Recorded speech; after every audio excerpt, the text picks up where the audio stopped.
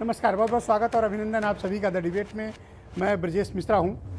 19 दिन हो गए बहनों भाइयों लगातार जब इस कड़कड़ाती और बेहद सर्दी में हमारे किसान भाई दिल्ली दरबार के बाहर, दिल्ली बॉर्डर के बाहर आंदोलनरत हैं, धरनारत हैं और आज वो उपवास पर हैं। भारत का अन्नदाता अगर उपवास पर उतर आए अपनी मांगों को लेकर तो ये देश के लिए चिंता का विषय होना चाहिए, ये समाज के लिए चिंता का विषय होना चाहिए और ये हर एक भारतीय के लिए चिंता का विषय होना चाहिए। ये कोई सामान्य बात नहीं है, ये एक असामान्य बात है। और बहुत अरसे के बाद मैंने स्वयं ने इतना व्यापक, बड़ा, भीषण और अपने मुद्दों पर आधारित किसान आंदोलन देख रहा हूं। इसकी तुलना आप किसी सामान्य आंदोलन से नहीं कर सकते हैं।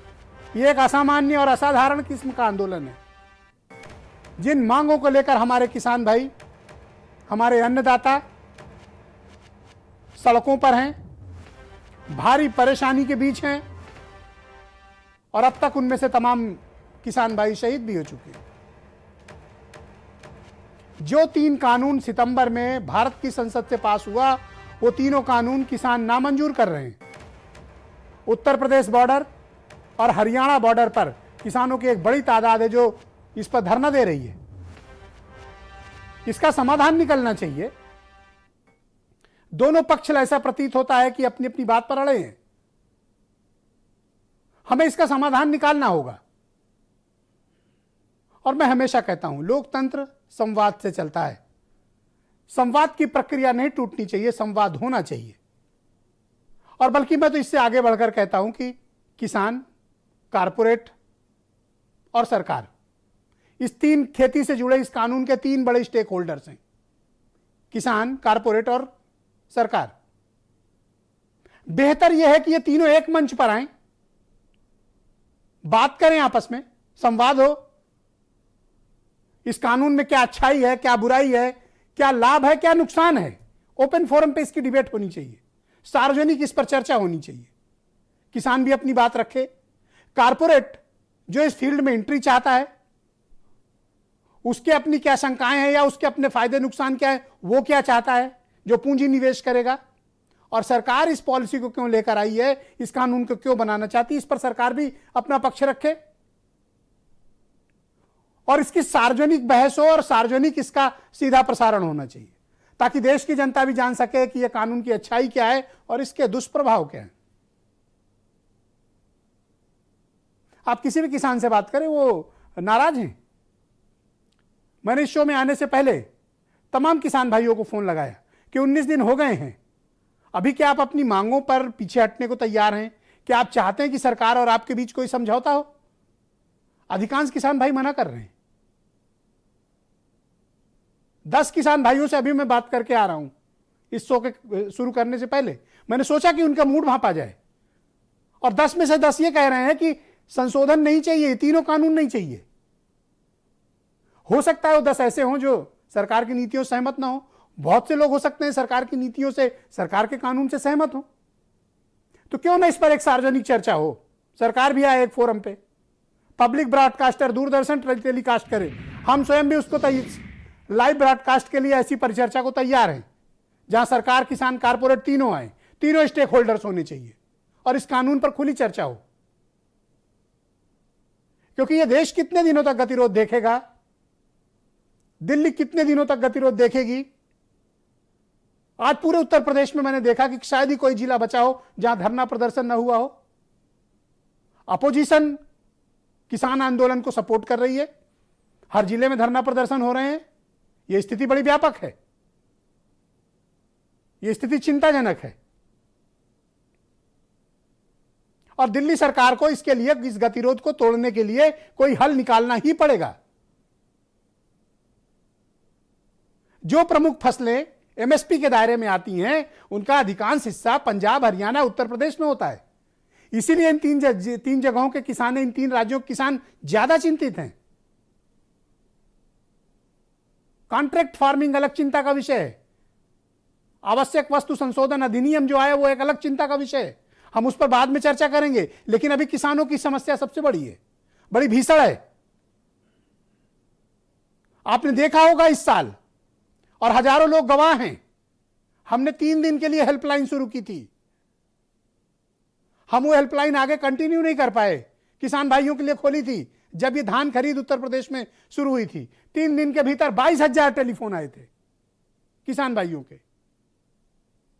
हमारे पास उतना संसाधन नहीं था कि हम उस हेल्पलाइन को बहुत लंबे समय तक चला पाते। हमारी उम्मीदों से कई हजार गुना ज्यादा कॉल्स आ गई। क्यों? अगर किसानों को सही समर्थन मूल्य मिल रहा होता, मंडियों में बिना भेदभाव के निष्पक्षता के साथ उनके धान की खरीद हो रही होती, तो कोई क्यों ब्रजेश मिश्रा या भारत समाचार को कॉल करता और ये कहता कि हमारे साथ ज्यादती हो रही है, हमारा धान नहीं खरीदा जा रहा है। तो ये समस्या तो उभर कर सामने आई, इस कानून के बाद पश्चात आई। तो ये किसका कर्तव्य बनता है कि इस मसले का व्यापक और बड़ा एक समाधान निकालिए। कोई भी शुतुरमुर्गी सोच इस आंदोलन को दबा नहीं सकती, ना खत्म कर सकती है। यह निर्णायक आंदोलन है, आपको समझना पड़ेगा। यह कोई अपोजिशन का आंदोलन नहीं है जिसे आप डिस्क्रेडिट करके, खालिस्तानी बता के या आतंकी बता के, पाकिस्तानी बता के, देश विरोधी बता के खत्म कर सकते हैं। ऐसा है नहीं। मैं बहुत दिनों से यह बात कहता आ रहा हूं। जिन्हें भी राजनीति की, समाज की नब्ज की जानकारी, उन्हें पता है कि यह आंदोलन कैसा है। यह आंदोलन परिणाम लिए बिना खत्म नहीं होगा। आइदर यस और नो, बीच का कोई रास्ता नहीं। बीच का रास्ता तब बनेगा जब सरकार, कारपोरेट और किसान एक साथ बैठें। ये तीनों एक साथ बैठ नहीं रहे हैं। और मैं कहता हूं पूरा देश सुने ना। ये कोई सुरक्षा नीति की चर्चा तो नहीं, कोई गोपनीय चर्चा तो है नहीं। इसको ओपन फोरम पे डिबेट में लाया जाए। किसान क्या कहना चाहता है, सरकार क्या कह रही, सामने सामने बात हो। कारपोरेट क्या कहना चाहता है, इस पर बात होनी चाहिए। और आपको एमएसपी गारंटी करने में क्या प्रॉब्लम है, करनी चाहिए। जब बाकी सेक्टर्स को आपने कुछ नियम, कानून और लॉ बनाकर सेफ गार्ड दिया हुआ है, तो हमारे फार्मर्स, किसान भाइयों के लिए कोई कानून क्यों नहीं, ताकि उनको भी, उनकी भी जॉब प्रोटेक्ट हो, उनके भी फसल का, उत्पाद का मूल्य प्रोटेक्ट हो। हमें देना चाहिए। सरकार के समक्ष दुश्वारियां हो सकती हैं, फंड क्राइसिस हो सकती है, लेकिन हमें उसके बीच समाधान का रास्ता निकालना ही होगा। हम ऐसे नहीं छोड़ सकते किसान भाइयों को।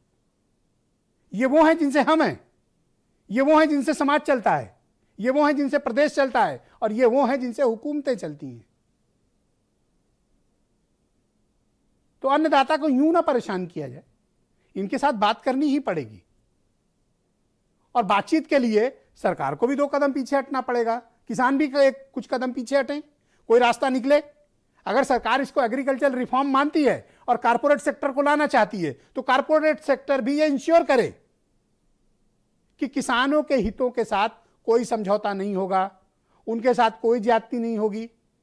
और मुझे हैरानी है, और आप सबको भी इस पर चिंता करनी चाहिए, किसान और सरकारों के बीच तो संवाद, प्रति संवाद चल रहा है।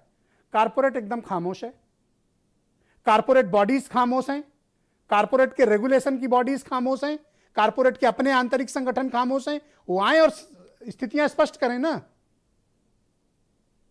अब कहां है फिक्की इक्की डिक्की? सामने आकर इनको, किसानों के समस्याओं का समाधान करना चाहिए, शंकाओं का समाधान करना चाहिए। इंडस्ट्रियल चैंबर्स से, कारपोरेट चैंबर्स क्या कर रहे हैं, इनकी क्या भूमिका होनी चाहिए इस क्राइसिस में? ये देश के समक्ष क्राइसिस है। वो आए और बताएं कि कारपोरेट किसानों की मदद करने आया है, ना कि नुकसान करने आया है। क्या कारपोरेट चैंबर्स का काम सिर्फ बड़े बड़े होटलों में पार्टीबाजी करना है? देश के समक्ष जब समस्या आएगी तब भाग जाओगे? बुलाया जाए PhD chamber, commerce, CII, FICCI को। ये सब कहां हैं? ये किसको रिप्रेजेंट करते हैं? ये क्यों नहीं किसानों की शंकाओं का समाधान करने आते हैं? आना चाहिए, क्योंकि लोकतंत्र में संवाद महत्वपूर्ण है। और किसान भाइयों के बीच ये संदेश चला गया है कि तीनों कानून जो खेती से जुड़े हुए हैं उनके खिलाफ हैं। सरकार को कोई और रास्ता अपनाना पड़ेगा। डिस्क्रेडिट करके किसी आंदोलन को, किसानों के मन में जो शंकाएं, आप खत्म नहीं कर पाएंगे। कुछ बयान सुनिए, फिर आज की चर्चा बेहद महत्वपूर्ण है और मैं चाहता हूं कि इसका कुछ समाधान निकले। ये कानून किसानों के जीवन स्तर में बदलाव लाने के लिए आए हैं। और हमारी इच्छा है कि वो क्लॉज बाय क्लॉज चर्चा करें। ये कानून केवल किसानों के खिलाफ नहीं है, ये कानून इस देश की आम जनता के खिलाफ है कि तुरंत इन तीनों कानूनों को खारिज किया जाए। आंदोलन तो चल रहा है, लगातार चलेगा और लगातार किसानों को समझाया जाएगा कि ये आपके साथ सरकार धोखा कर रही है। आखिरकार सरकार ये बताए कि उन्हें एमएसपी कहाँ मिलेगी। किसान वापसी नहीं जाना यहाँ से। सरकार आज सुन ले या 10 दिन में सुन ले। पुलिस जाने नहीं दे रही, लाठीचार्ज कर रही है, मार रही है, गाड़ियां जब्त कर ली।